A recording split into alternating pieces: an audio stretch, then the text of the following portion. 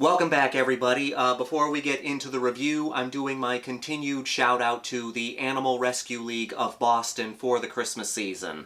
I've said this in previous videos. This is an organization that does a lot for homeless animals, and it's an organization that I really like to support, especially around the Christmas season. I'm a big advocate for finding homes for homeless dogs, and the Animal Rescue League of Boston works so hard for not just dogs, but cats and various other animals that need a good home. I'll leave the link down below. Please visit their website. If you can, donate. If you can't, then please share the link. Let's do some good for homeless animals this holiday season. Watch it, Alan. I'm shooting.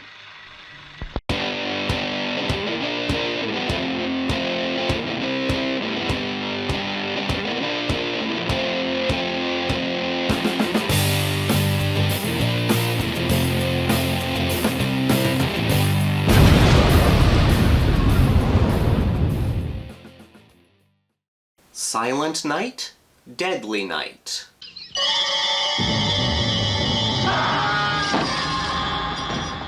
Today we're looking at one of the most controversial slasher movies. Controversial for reasons I think are utter bullshit, but we'll get into that. It's also one of my favorite slasher flicks. Silent Night, Deadly Night is a typical 1980s slasher movie, but with a slight psychological twist. Our story begins on Christmas Eve, 1971. Little Billy and his baby brother Ricky are being taken by their parents to visit their invalid grandfather. During the visit, Billy is left alone with Grampy, who proceeds to traumatize him. Christmas Eve is the scariest damn night of the year. I'd be scared too, if I was you. Soon after that pleasant experience, more Christmas joy comes Billy's way when his parents are murdered by a guy dressed up as Santa Claus.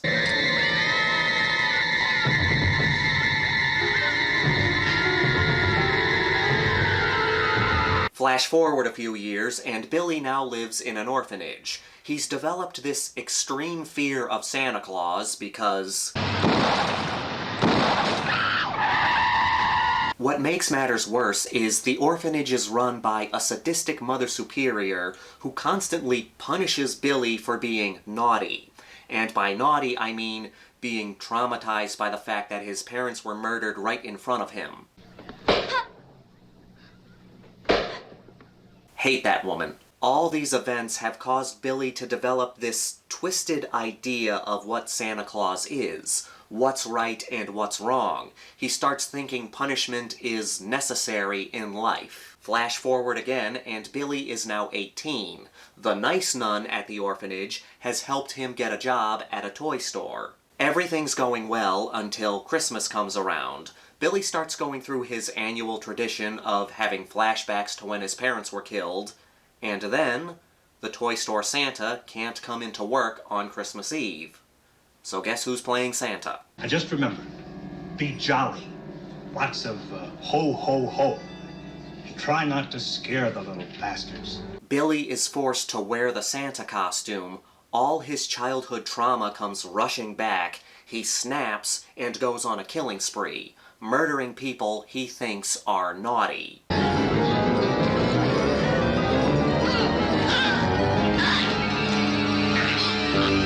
I'm gonna get the controversy out of the way, mainly because everybody who's reviewed this movie has talked about its controversial past, so there's not much I can add. But for those who don't know, when Silent Night, Deadly Night was released back in 1984, a group of parents were not happy about it.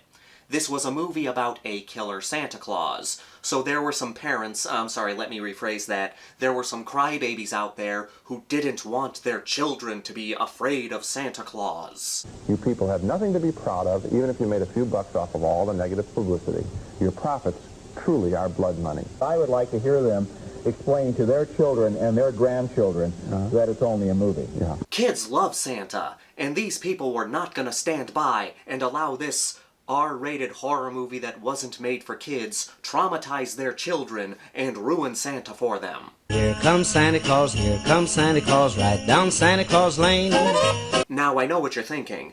Justin, why didn't these parents just not take their kids to see a rated R horror movie? Why didn't they explain, hey, this is a movie, it's fiction, not real? To which I say, yeah, no shit. But instead of being rational and saying, hey, this is a rated R horror movie, maybe we should monitor what our kids watch, they picketed the movie. Here comes Santa Claus, right down Santa Claus Lane.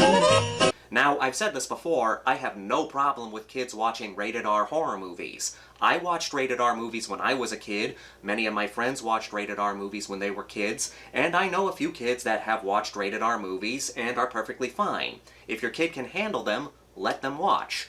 But if you're a parent and your kids can't handle rated R movies, don't let them watch rated R movies. Stop blaming the films. So, yeah, parents picketed the movie. They gathered outside cinemas and protested the film. Some of them had signs saying, "What's next? A killer Easter bunny." Now, I'm gonna say that sounds awesome, and that movie should be made. And they eventually got the movie pulled from theaters. I hate when parents ruin things for adults.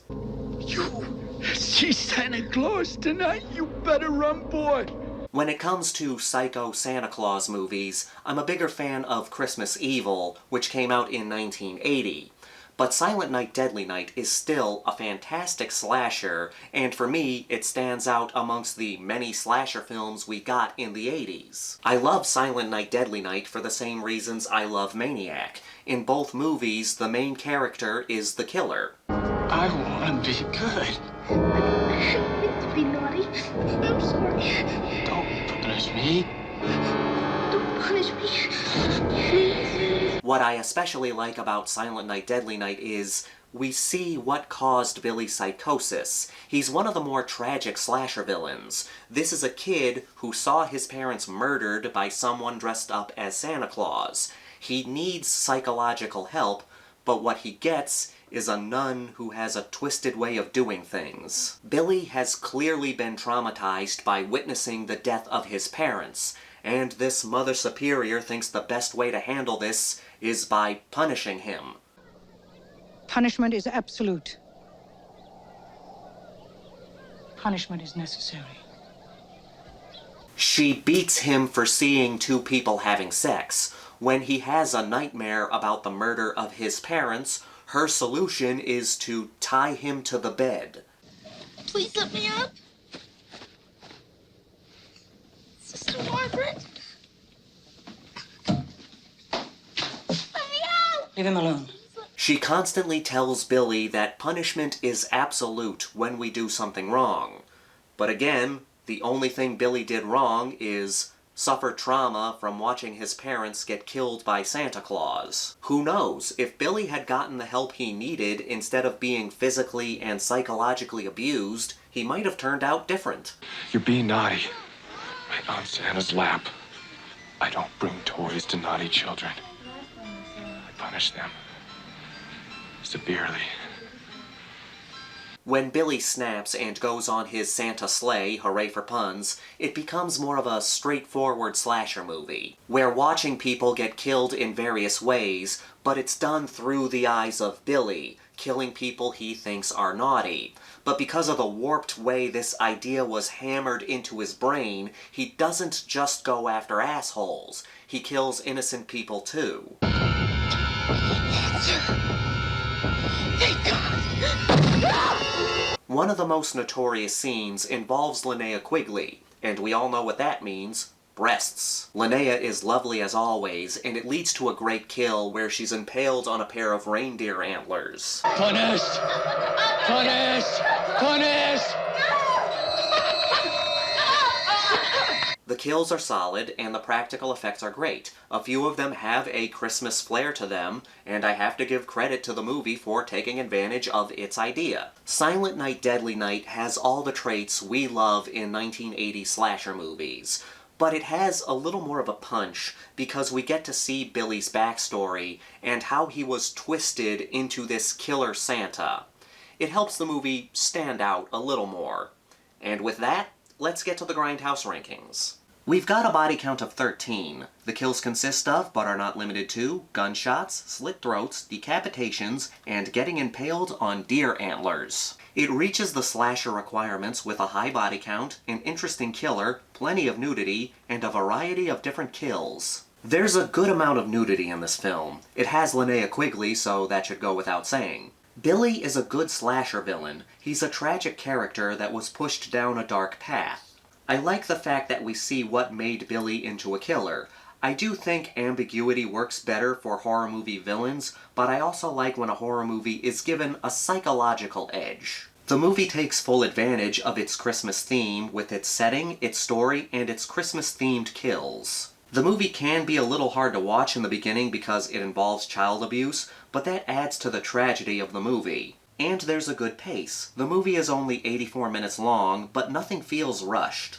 I'm giving this a 4.5 out of 5. It's a solid Christmas slasher that I think has a little more to it than just tits and kills. It's a good watch for holiday horror fans.